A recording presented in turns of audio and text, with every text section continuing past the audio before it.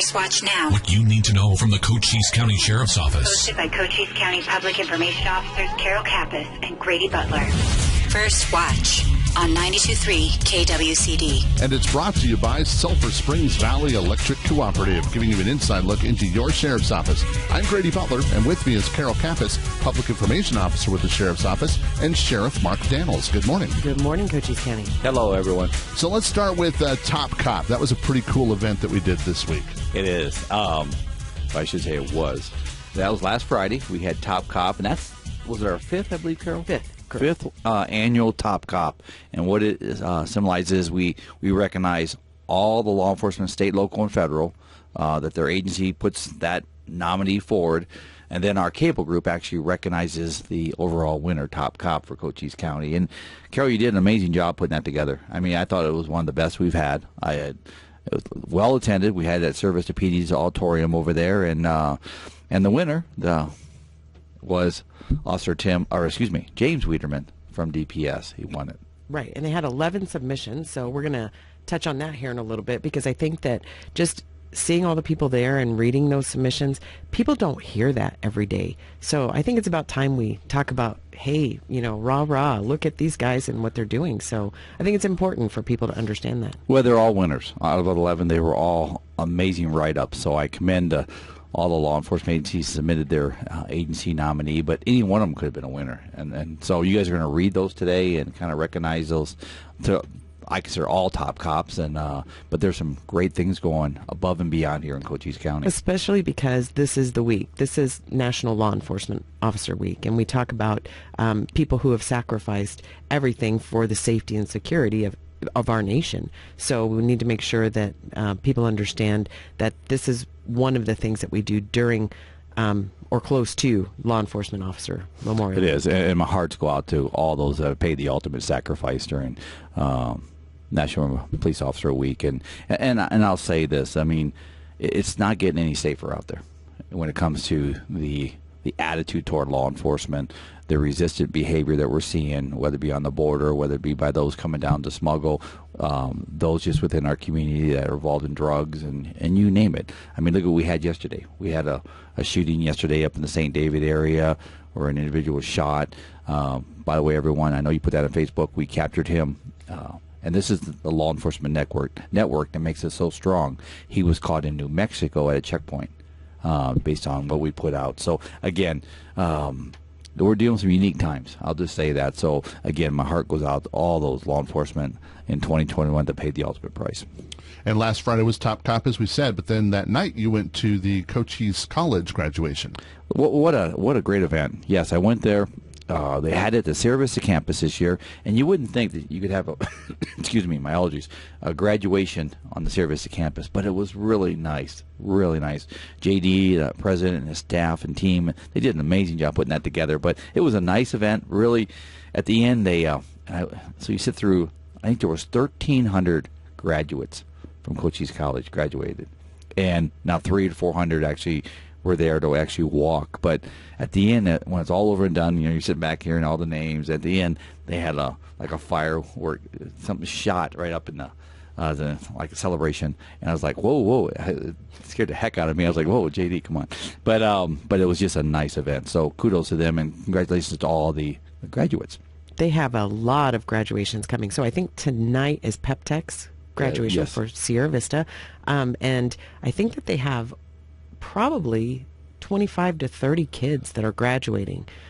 So that's a good thing. Congratulations to all of them. Congratulations to them. And then Buena is coming. I guess today is their last day, and then they graduate on the 26th for the seniors. I guess like seniors are done, and then they have to graduate next week. So get ready for that. Don't be driving on Charleston if you don't have to during that time. Right. Next Thursday is when Buena graduates, and it's an open graduation. It's not restricted. First time in a couple of years, so it will be packed out there. Somebody asked me the other day, hey, you going to go to graduation? No, I'll be at project graduation, but I would not be with the thousands out there. No, I won't be there. So just mention what goes on with project graduation. Project graduation is put together by the Rotary Club, Kiwanis with the Buck Store.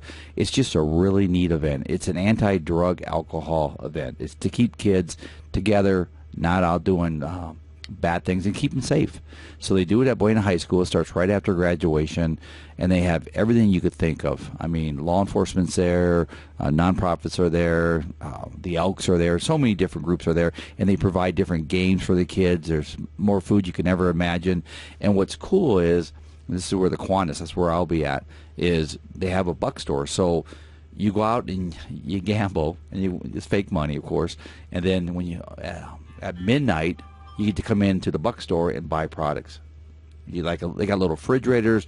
They have discounts to go to Cochise College. They used to have the gift certificates there.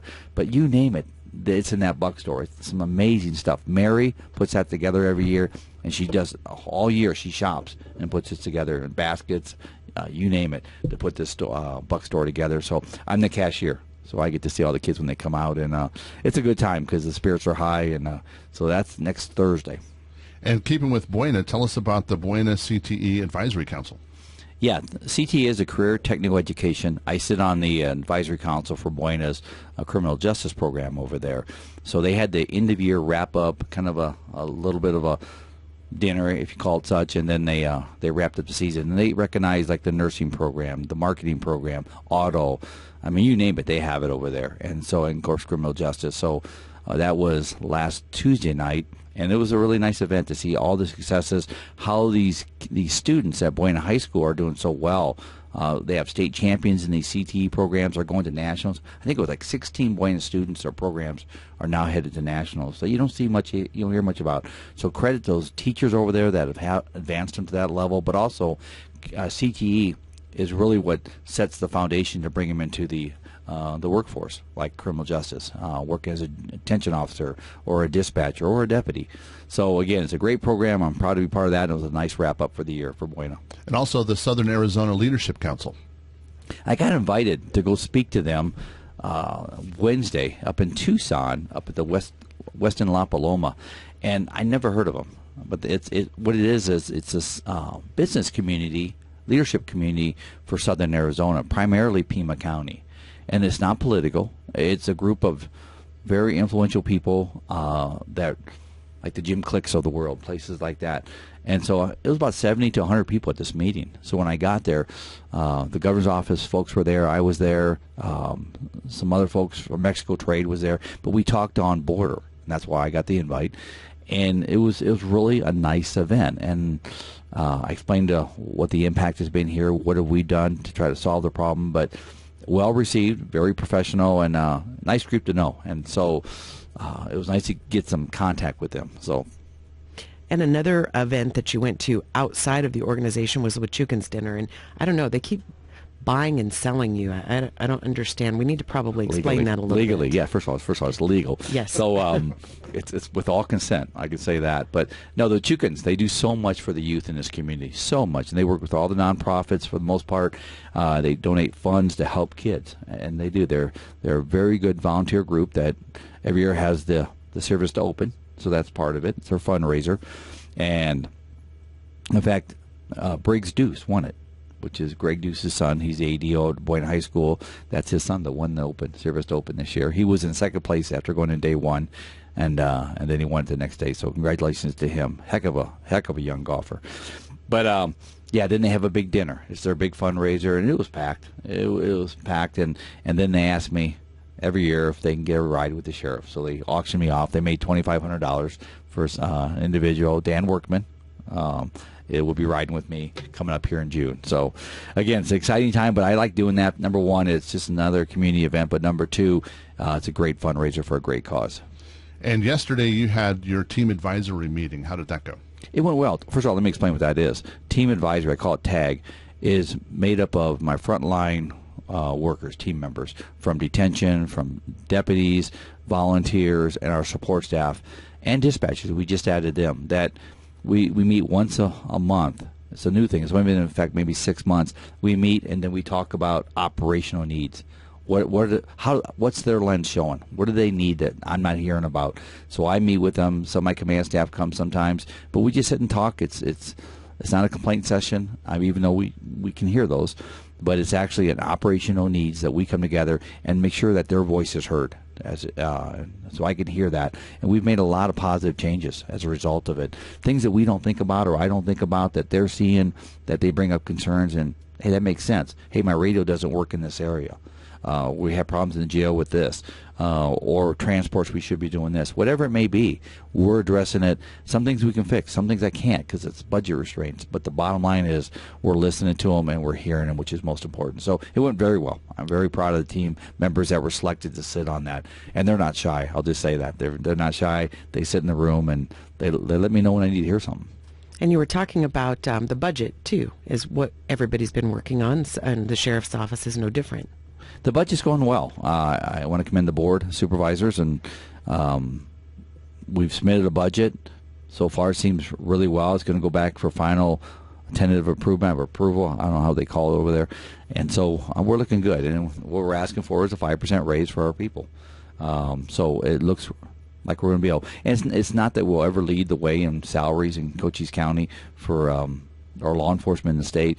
But we're staying competitive, and that's most important. We're staying there that if we don't do nothing, we're going to lose good employees. And so this is a way to recognize our employees, and there's many ways you can do it, but salary is one way you want to recognize them for their good work, and that's what this is all about. Search and Rescue had a couple of calls this week that were on Facebook and everybody's kind of aware of, so let's see if we can talk about those. There was two missing people, a firefighter and an 84-year-old. Right. The firefighter is the one that drew a lot of attention. I mean, he's from out of state, down here with, I think, BLM, Bureau of Land Management, and he went missing, didn't show up for work last week. Family did a report of a missing person out of Oregon. Obviously, he was, was assigned down here, so that sparked everybody looking for him. So his vehicle was found in Walmart, and then Sierra Vista Police Department and our search and rescue team went out and they found him a couple of days later, sadly deceased. And then the same time that was going on, we had another individual, elderly, that was lost up off a Highway 82 going toward Tombstone, and a couple of days later we found him too.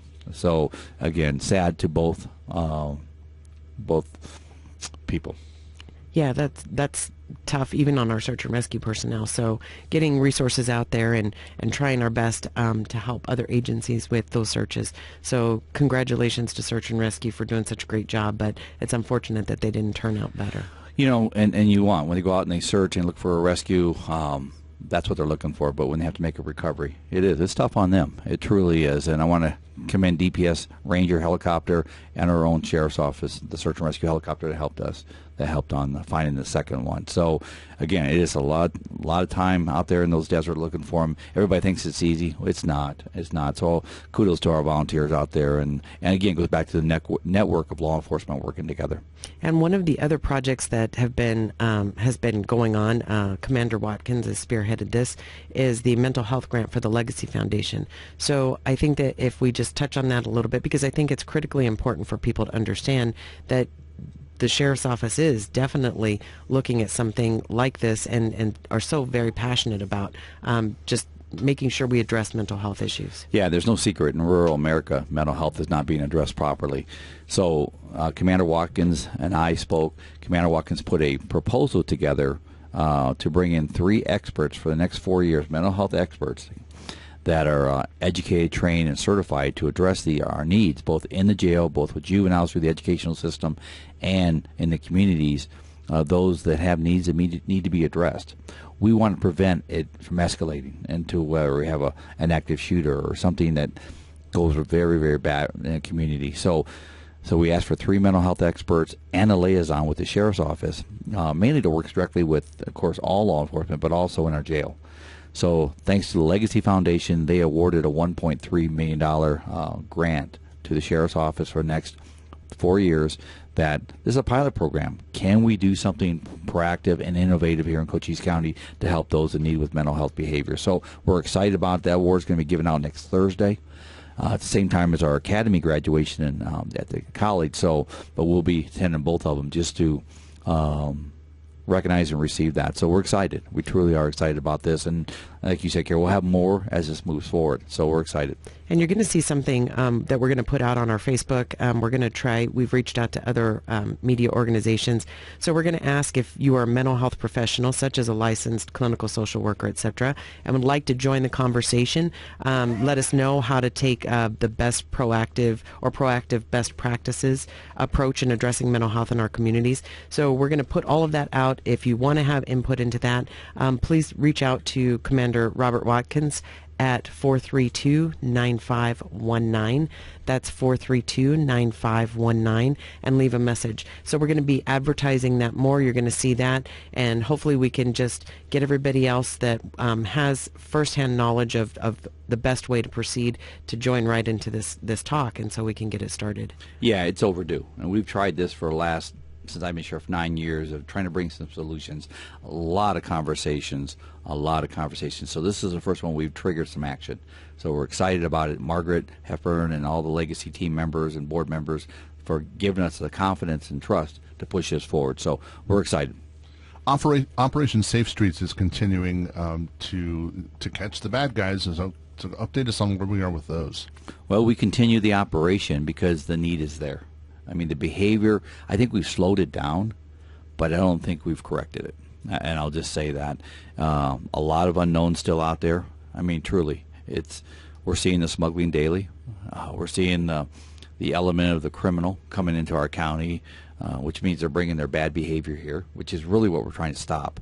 And we're still working with social media. Governor Ducey came out here, I think, a week ago, against social media to intervene on that. Nothing's changed, by the way. So again, it is frustrating that we don't have better results when it comes to stopping this border surge, if you want to call it. I mean, and it's really there's all kinds of names: crisis, surge, chaos, whatever you want to call it. My concern is that we don't have these criminals coming here, and we have a manageable border. And right now, both aren't being accomplished. But our efforts are all over the place on this. We're trying. I mean, Carol, you and Grady keep putting out the snapshots of different events that we see out there, and I want to thank the community for supporting us. I know we had one the other day where the deputy made the stop. The driver fled, which is very common, fled and ran through a house, literally ran through a house. I mean, folks, keep your doors locked. I mean, seriously, keep your doors locked. And I'm guilty of that too. You're around the house, you think, okay, I'm good, but lock your door. I don't know. And also, we posted a picture yesterday or the day before of a truck sitting on top of a slow children at play sign. I mean, it actually took out the sign. It shows you that they're not paying attention. They're not. And these smugglers have no regard for this community, the people, the citizens. They have no regard. They're down here. They've been most of them, probably 9 out of 10, have been in the criminal justice system before, but they have no respect. This is just a place they can do their business, their criminal illicit behavior, and so we're going to stop that, and we're not going to give up. I have an obligation to protect this community, and we're going to keep doing what we need to do until it stops, and we'll continue putting the pressure on the cartel. We'll continue to put the pressure on those that want to commit crime. And, you know, we put, just like you said, a snapshot. So this is by and far not everything that we're getting when we're doing Operation Safe Streets. But we want to have people understand that these are some of the highlights, if you will. So we have people kind of, you know, taunting, hey, you didn't get me, I'm making so much money. You know, we're able to take a look at those things too, and some people complain that, you know, is this just a temporary measure, and so if you got one, how many got through? You know, shame on you guys for not getting the other 20. We are getting a lot of stops, and we are getting a lot of United States citizens that are coming into Cochise County to do criminal acts and whatever else, you know, could endanger our citizens and our public while they're here.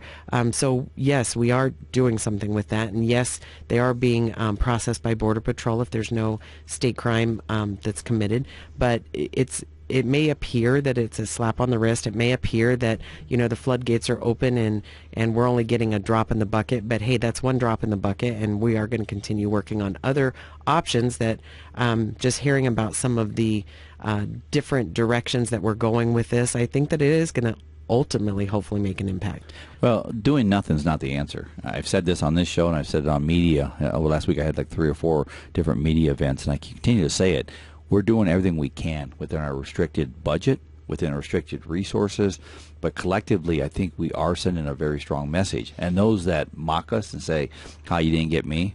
Hey, listen, I'll just tell you, I'm not your enemy. Time is. We're going to get you. You just come on back here and see what happens. We're going to get you. And that's not a threat. That's realness. I mean, you can only do it so many times. Just like people go out and drink and drive. You might get home, okay, I got away with it. I got away with it. Third time we got you. So, again, we're just trying to change that behavior, that criminal behavior, but we're not going to make it easy for you. I'll just tell you right now. We will take you, and we have a zero-tolerance approach. We have a very strong zero-tolerance approach, and we'll continue with this effort until we see a difference. We're not going to give up. And the next thing that was going to affect what happens on the border is Title 42. So that's going to be ending on Monday. First of all, tell everybody what Title 42 is and what impact that'll have on Cochise County. Title 42 is actually a CDC health restriction that during a pandemic, they can actually restrict travel into our country. It was invoked by President Trump during the heart of the peak of the health pandemic, and it's been in place ever since. That's set to go away Monday, pending the judge changing that. And we're waiting for that ruling, the judge out of Louisiana. And we're supposed to have, hopefully today we'll hear something. I don't know where the judge is going to go on this. I have no idea. If he says no, he can't remove it, then we're going to be okay for a while. Here's my opinion on it. I'm just going to throw this as, and you've heard a lot of people, bipartisan support, come out and say we need to keep it. The reason they're saying that is, number one, the condition of our border. There's no doubt about it. And they say it because the condition of our border in a crisis, chaotic mode, or whatever you want to use, is not good. We all know that. Truly know that. That's been demonstrated from California to Texas. And there's no action plan to address it from that point on. That's the only anchor holding it in place is Title 42. That's why you have bipartisan support to keep that in place. But here's where the hypocrisy lies, is CDC's coming out over last month saying we need to have masks on airplanes. And we've all talked about that. No, masks got to get back on airplanes. But then they turn around and they're fighting us on the border saying it needs to go away on the border. Either we have one standard playing field or we don't. And that's where I get it very frustrated with it. It sends really mixed messages, especially for our border communities down here, that we live in this country too. So you can get on a plane. As a border citizen, we don't have CDC restrictions. But then I drive to Tucson, an hour later, get on a plane, I have restrictions inside the country, deep inside the country. So again, I just think there's lack of standardization, there's lack of prioritization on border, and that's where Title 42, I say, needs to remain until we get some engagement and some collective action plans, both state, local, and federal. Right now, we don't have that. And so that's one of the things that you're typically out and about and trying to make sure that you let people know about, and that's why Safe Streets is here. And so I guess we'll see today or Monday what's going to happen with that. And following that, when you're out and about, you make these traffic stops. So what was your traffic stop of the week? Well, first of all, I had a couple here. I was on, I think Tuesday it was, because I was sore going to a meeting in Phoenix on Wednesday. My knee was hurting because of this. Commander Bradshaw. Yes, and so I get a text from a couple saying, hey, we made your office some cookies as appreciation. So, and I was heading home, so I turned around, went and picked up the cookies from this very nice family. And so I was heading back home when I see this motorcycle come off 92 onto Ramsey and almost lose it. I mean, they almost turned the bike over. And so that caught my attention. So I get in, I did a U-turn, got in behind the vehicle, and there's no registration on it at all. So I stopped the motorcycle off Ramsey, off 92 on Ramsey, and I walk up, and there's two individuals, male driver and female passenger. They're not from here. They're from the Tucson area. But both of them were very hyped up. In fact, he was yelling at me, you have no right to stop me, on and on. I told him, listen, hold on. You almost lost control of the motorcycle. My job is to see why. Number two is, I said, you have no registration on this motorcycle. And he just had every excuse in the world. Long story short, he was very excitable, if I can say it that way. So I called for a second unit. Second unit showed up, a deputy. She had a bag on her, and she kept trying to get into the bag. And I told her 2 or 3 times, do not put your hand in that bag. I mean, for officer safety reasons. But she totally like I wasn't even there. The deputy grabbed the bag. Obviously, I don't know if there's a gun in there, a knife in there, or what's in there that could cause harm to either one of us. So we put the bag down. In the meantime, he starts backing up. And by the way, they gave me 2 names. They said they had no ID on them. And those names were both false, by the way. So he starts backing up, and he takes off running. So I told the deputy, the young deputy, let me just say this, young deputy, go get him. Remember, 4 days, a week ago, I was in another pursuit, so I'm still in the recovery mode. So I turn around, and she takes off the other way. They both run. So I go, okay, I got this one. So I chased her down. Yes, folks, I did get her into custody. Even though she resisted, I got her into custody. We got him into custody. He was a fugitive out of Pima County for narcotics. The vehicle was stolen. A stolen vehicle out of Pima County. She also had a warrant out of Pima County, and they had the reason they had so much interest in that bag was her ID was in there because she had a false name that she gave me to include another ID to include a lot of fentanyl drugs. So they both went to jail, but before we take them to jail, they both admitted to using fentanyl before the stop. That's where their excitement and excitable behavior and irrational behavior came from. So they both were transported, but now they sit in my Cochise County Jail. But I tell you, it just goes back, and you just feel it when you make these stops. These people are so excitable, and there's so much drugs on the streets right now. I say this, I'm going to say it again. We need to have a discussion on the war on drugs. When 300 people are dying every day, we need to get back engaged in that. And right now, that's a huge concern for public safety throughout this country. Well, for our safety message of the week, I want to say thank you for bringing me a bottle of water this morning. And it's not just a bottle of water, Grady. It's a smart bottle of water. Yes, I got the smart bottle of water for you to help this. Yeah, safety message, the heat is on. The furnace is up in Arizona. So drink water. That goes for my dad, too. I tell him that all the time. Drink water. I mean, truly, keep hydrated. So a lot of things we see with search and rescue out there and the exposures is they don't drink enough water, and pretty soon we have a crisis. So please, drink water. That's my safety message as we move into the hot summer months. In fact, some of the hottest times are coming up right now. Mm-hmm. Well, Sheriff Mark Daniels, we thank you for coming and talking to us today. Thank you, Grady. Thank you, Carol. Everybody have a great week. I'll see you next Friday. It's First Watch on KWCD Country, and it's brought to you by Sulphur Springs Valley Electric Cooperative. It's First Watch Now. Hosted by Public Information Officer Carol Kappas and Grady Butler. On 92.3 KWCD. And it's brought to you by Sulphur Springs Valley Electric Cooperative, giving you an inside look into your sheriff's office. I'm Grady Butler, and with me is Carol Kappas, Public Information Officer with the Sheriff's Office, and we're going to be talking about some of the top cop nominations. Why are we going to do this today? You know, usually when we talk about an event that we're having or hosting or being part of, people don't get to hear the entirety. They don't get to, you know, they may know that Trooper Wiedemann was selected as the top cop, but they don't know any of the background of the other 10 people who were nominated. So unless you were there and you got a chance to hear some of the heroic acts or the, you know, above and beyond that the officers that were nominated are doing, then you just won't ever know. So I think it's important that we have that as part of it. And let me just start by saying also Sierra Vista, we had initially our chaplain, Andy Bennett, who was supposed to be part of the Top Cop program, and unfortunately he had a family emergency and he wasn't able to attend. So Andy, we definitely appreciate everything that you do for the Sheriff's Office, and want to say we're sorry for the situation that you were placed in, and our hearts are with you.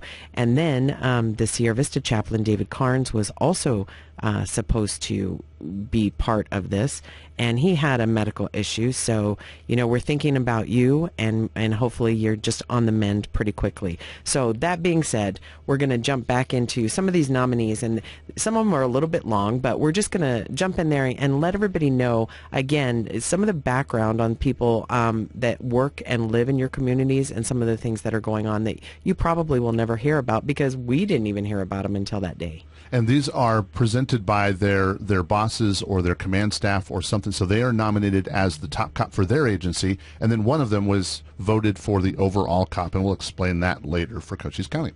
So let's start with the Fort Huachuca Top Cop Award. Several months ago, Fort Huachuca Military Police Investigators Section received a fraud case involving a spouse of a staff sergeant currently stationed on Fort Huachuca. Someone posing as a legitimate business gained access to the Army spouse's Facebook page, offering an opportunity to earn extra income. Ultimately, the individual was able to steal $21,000 from the young couple before they realized what happened. Lieutenant Denman was relentless in his investigative efforts to locate the money and where it was transferred. He discovered the majority of the money had been sent to a Bitcoin account outside the United States. However, several money orders had been mailed to the address in Fort Worth, Texas. After collecting additional information, Lieutenant Denman contacted the FBI, who elected to send an agent to the residence where the money orders were sent. Thanks to his commitments to the community, he saved refunding. Stopped pursuing justice for the young. He never stopped pursuing justice for the young family. Lieutenant Denman was instrumental in recovering $3,000 of the money, which remained in the United States. The check was sent to Fort Huachuca MPI office and presented to the young couple. The family was extremely grateful as they informed Lieutenant Denman that they're expecting a child. See, it's things like that that you don't hear about, so that's above and beyond, right? That is above and beyond. So then we have the Department of Transportation. I don't know if anybody knows, but Department of Transportation has an enforcement compliance division. So they have two locations that submitted nominees. One was from Douglas and one was from San Simon.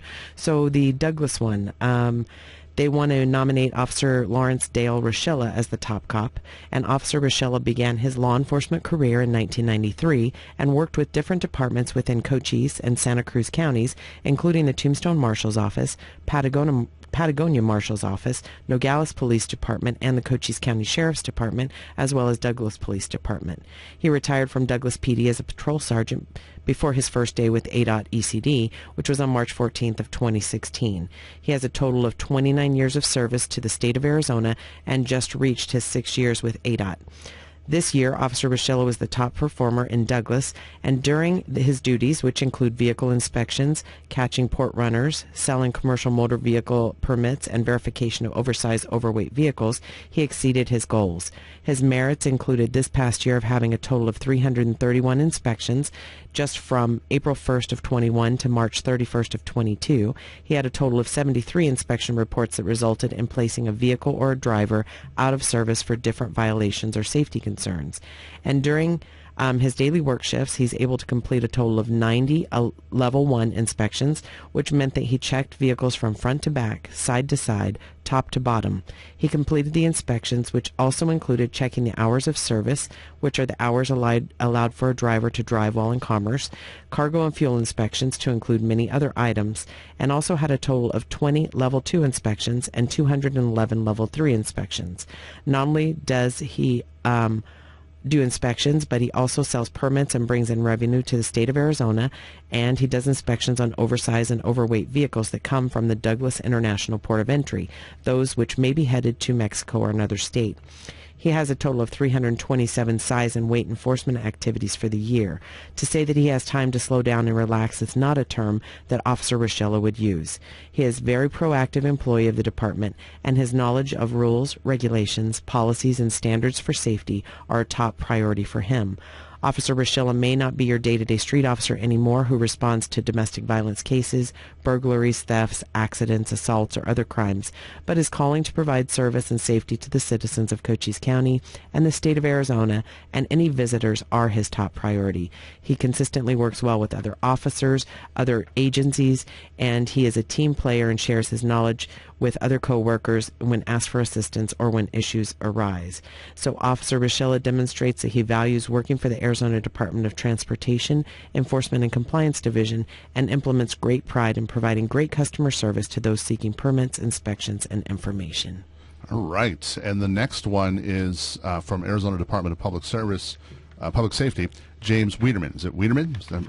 Wiedemann. Okay, Mm-hmm. James Wiedemann. There you go. It's from Arizona Department of Public Safety. So Trooper Wiedemann maintained a high level of self-initiated proactivity by making 1,061 traffic stops throughout the year. As a result of those stops, he made 107 arrests, which included 24 drug arrests, 10 weapons arrests, and 25 DUI arrests. He issued 251 hazardous citations, 120 non-hazardous citations, 58 restraint citations, everybody buckle up, investigated 17 collisions, stopped 95 commercial vehicles, and completed 71 inspections. One of the troopers' traffic stops resulted in mail fraud and identity theft case, with stolen MCSO badges and ATF badges being recovered, as well as a sellable quantity of methamphetamine. His total arrests for the year show that he's always looking beyond the traffic stop for criminal activity. Trooper Wiederman is general instructor, facial recognition expert, a fingerprint specialist, and a ballistic shields instructor. He has assisted other troopers and other DPS work groups with other agencies sufficient identification using these skills. He has assisted agencies 57 times with various tasks. For the efforts and contributions in support of the Department of Public Safety mission and the citizens of Arizona, it is with great pleasure that Trooper James Wiederman be nominated for the 2021 Cochise County Top Cop of the Year. And then we have Wilcox. So we have, on behalf of the Wilcox Department of Public Safety, which is the Wilcox Police Department, they nominated Officer Dustin Losey for the Top Cop for outstanding performance in an exemplary and highly professional manner as a patrol officer with the Wilcox Department of Public Safety. Officer Losey has made large seizures of narcotics intended for the streets of Wilcox, as well as communities beyond the state of Arizona. On April 13th, Officer Losey intercepted and seized 64 pounds of methamphetamine and 8 pounds of heroin. The driver was arrested and found guilty of various felony offenses. On January 18th, Officer Losey effected a traffic stop on a local narcotics dealer, and during the subsequent investigation, over 1,000 fentanyl pills were located, a pound of methamphetamine, and 1 ounce of mushrooms, and a .44 caliber handgun. The driver was also arrested and found guilty of dealing narcotics. On June 10th, Officer Losey assisted DPS with a pursuit coming to the Wilcox city limits, in which Officer Losey was successful in spiking the offender's vehicle. The offender then shot and struck the AZ DPS trooper in the arm with a pit, and then a pit maneuver was used, bringing the pursuit to a stop. Officer Losey, ignoring personal safety, assisted the trooper until backup could arrive, and the trooper was transported off scene. The offender had fled the scene and was later located at a residence, and Officer Losey, with officers of various other agencies, then went to the residence, where the offender was later shot and succumbed to his wounds.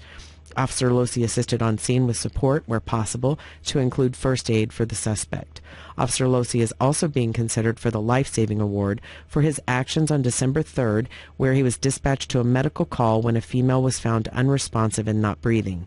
Officer Losey, recognizing the signs that the female was suffering from an overdose, immediately administered Narcan and began life-saving measures.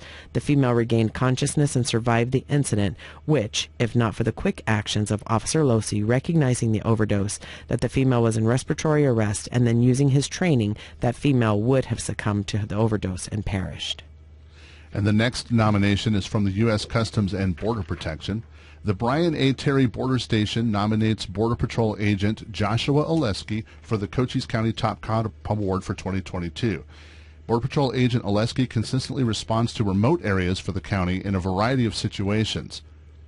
He has performed numerous life-saving rescues in the Huachuca Mountains and as the lead emergency medical technician on the scene. During a recent immigration enforcement action, he encountered an assaultive subject. Oleski was able to overcome his assailant after nearly 10 minutes of hand-to-hand combat with the subject armed with a knife. Border Patrol Agent Oleski was able to give clear communications to responding agents who were able to apprehend and positively identify the assailant. BPA Oleski sets an example of devotion, commitment, and sacrifice for the men and women of law enforcement and the community that they display each day. His leadership, willingness to engage, as well as his exemplary dedication to duty are a great credit upon himself, the U.S. Border Patrol, and law enforcement community. And the Douglas Police Department nominated Detective Ivan Gomez. And on April 20th, 2021, Detective Gomez was asked to conduct checks on a Douglas family by the Federal Bureau of Investigation, with the family residing in two residences 2 blocks away from the middle school. Detective Gomez later learned that a 14-year-old juvenile member of the family was on a commercial messaging application discussing support for the Islamic State of Iraq and al-Sham, which is ISIS. Through his investigation, Detective Gomez was able to confirm a phone number used by the juvenile to access the ISIS-related materials that was registered to the juvenile's mother. The number had been used to post instructions from Inspire magazine containing bomb-making instructions. Detective Gomez also learned that the juvenile had posted an image of what appeared to be an improvised explosive device, which was similar in appearance to the instructions in the magazine. The information gleaned resulted in the FBI executing search warrants at each of the family residents. Detective Gomez had established a rapport with the family and was able to convince them to meet with him at the Douglas Police Department ahead of the FBI's execution of the warrant. FBI agents and Detective Gomez interviewed the juvenile, who was a principal in the investigation, and learned that he had in fact built an IED from instructions that were posted from Inspire magazine. And the next nominee is again from the U.S. Customs and Border Protection. The Wilcox Border Patrol Station nominates Border Patrol Agent Michael Stanley for the consideration of the Cochise County Top Cop Award 2021. Border Patrol Agent Stanley has been assigned to the Wilcox Station since December 2019. During 2021, Border Patrol Agent Stanley responded to several calls for assistance from state and local partners conducted numerous vehicle stops for suspected immigration violations, arresting over 80 subjects, including 21 principals, 65 undocumented migrants, and seizing over 15 vehicles, as well as several firearms present during the commission of a crime. In addition to the apprehensions as the primary agent, Stanley is a reliable partner, often first on scene to assist in tracking operations and transportation and processing assistance. For these reasons, the Wilcox Border Patrol Station nominates Border Patrol Agent Michael Stanley for the Cochise County Top Cop Award. And our very own Detective Ryan Olmstead has been assigned to the Street Crimes Unit for nearly 3 years for the Cochise County Sheriff's Office. For almost 2 of those years, he has been appointed as Task Force Officer with the Drug Enforcement Administration. In that time, he evolved into a robust investigator, and since January 1st of 21, he's been responsible or directly involved in the following. Detective Olmstead is currently involved in a multi-jurisdictional joint investigation of a transnational criminal organization. The TCO is responsible for distributing multi-pound quantities of methamphetamine, illegal firearms transactions, and money laundering. The investigation of this TCO has been ongoing for approximately 11 months and involves the use of confidential informants and the introduction of undercover officers. Because of the investigations, 98 subpoenas, 8 search warrants, and other court orders were sought and obtained. Investigators have seized nearly 4 pounds of methamphetamine and 4 firearms directly attributed to the TCO's illegal activity. Detective Olmstead actively investigated or assisted in the investigation of 3 separate TCOs during this year. He has participated in numerous multi-agency, state and federal joint investigation operations and was responsible for CCSO street crimes organic investigations.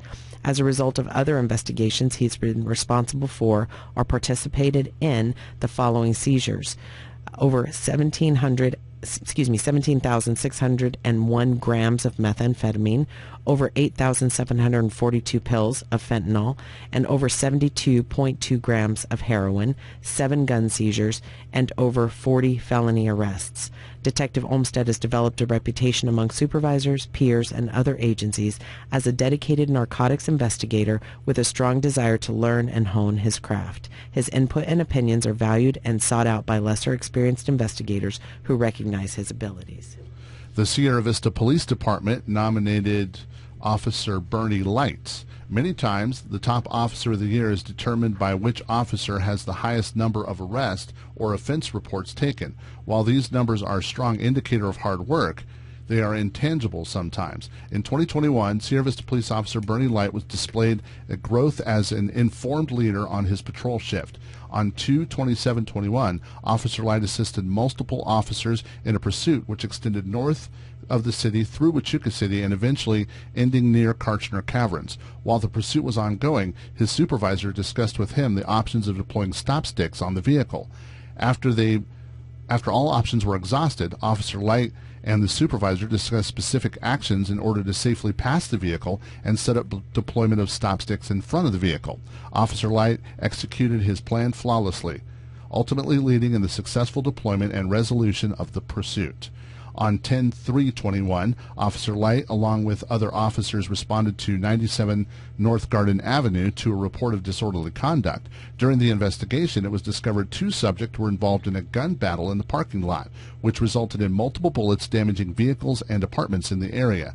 Due to another ongoing tactical call-out that evening that required several officers and detectives, Officer Light assisted in proceeding and investigating the initial crime scene. The following night, Officer Light systematically searched for the subject, vehicle, and the incident and found it. Officer Light took the initiative and completed the initial search warrant paperwork for the residence and the vehicle was parked and where the vehicle was parked, and it was integral to the investigation and the following day, which resulted in multiple search warrants being executed, firearms and illicit drugs being discovered and in these residences, and then there were multiple arrests made. And he's got, this one goes on a little bit longer, so Officer Bernie Light did a lot of other things last year as well. And so we also had U.S. Customs and Border Protection, and they nominated Border Patrol Agent Robert Strickler for the Top Cop Award. He has over 3 years of experience as Border Patrol agent working in the Douglas area. On the evening of June 21st, 2021, Agent Robert Strickler was off duty in his apartment when he heard gunshots and people screaming. Immediately switching into a law enforcement role, Agent Strickler stepped out of his home with his service weapon and credentials in response to the shots and screams. Agent Strickler observed 2 men leaving the immediate area and a third subject lying on the ground, bleeding from apparent bullet wounds. Agent Strickler identified himself as a U.S. Border Patrol agent and began to take actions to control the incident and the scene. BPA Strickler instructed one of the subjects, who claimed to be a friend of the victim, to apply pressure to the wounds of the victim. The man instead reached for a gun on the ground next to the victim, and Agent Strickler had to give oral commands with his weapon drawn to keep the man from reaching the weapon. While this was happening, a second suspect returned to the scene with a handgun visible in his front pocket. Agent Strickler maintained vigilance and was able to successfully disarm the second suspect while simultaneously directing the other to attend to the victim. Agent Strickler was able to keep everyone at the scene until local police arrived and were able to safely take over. Despite Agent Strickler's best efforts, the victim would eventually succumb to his wounds. Nevertheless, his actions were clearly above the call of duty and an excellent example of the United States Border Patrol mission and our commitment to the law enforcement partnerships and the communities we serve. His actions dispel any misconception that an agent's duty ends at the border. Furthermore, his performance in the face of danger embodies the honor-first mentality instilled in every agent that takes the oath of office and dons the uniform. And the next nominee is from the Arizona Department of Transportation Enforcement and Compliance Division. They nominated Officer Michael Dees. The San Simon Port of Entry is responsible for monitoring all commercial traffic entering and exiting Arizona at the New Mexico state line on Interstate 10. And Officer Dees is dedicated to ensuring that all commercial vehicles that he has contact with are safe when traveling on Arizona highways. So here's some of his stats. For the federal fiscal year of 2022, Officer Dees has conducted 347 CVSA inspections, placed 209 drivers out of service, placed 112 vehicles out of service, located drugs, alcohol in 33 commercial vehicles, 2 commercial vehicles contacts resulting in DUI charges, issued 93 criminal citations, issued 13 civil citations, and over 30 agency assists with DPS, Cochise County Sheriff's Office, Border Patrol, San Simon Fire, etc. So that is Officer Michael Dees. And you can see just with all of these nominations, there's a lot of stuff going on out there with all of these different agencies. And those are just the ones that we had information submitted about. So thank you all for submitting the nominations. Thank you all for attending the event. But most importantly, thank you all for listening and hearing everything that's going on in your neck of the woods with your local, state, and federal law enforcement agencies. First Watch on KWCD Country is brought to you by Sulphur Springs Valley Electric Cooperative. You You've been listening to First Watch with the Cochise County Sheriff's Office.